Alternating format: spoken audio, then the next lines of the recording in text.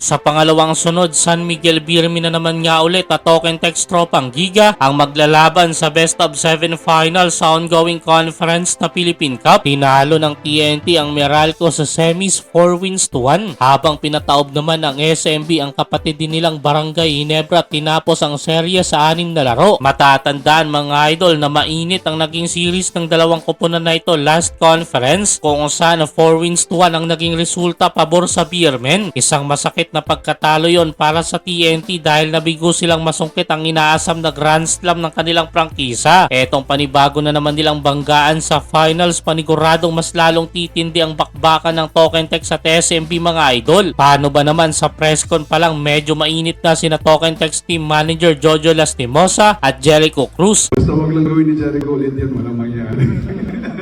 Tingnan natin baka magawa ko ulit yun. Sobrang kawain ko saan. Medyo uminit din si Coach Jolas mga idol matapos ang naging payag ni Don Troliano sa kanyang interview kung saan tinanong ito sa kanyang prediction sa magiging laban nila sa finals. Diretsahan niyang sinagot ni Troliano mga idol na 4-0 daw ang aabutin sa kanila ng TNT. Boss, may quick finals prediction lang kung ilang games tagal. 4-0 kami, champion. Always.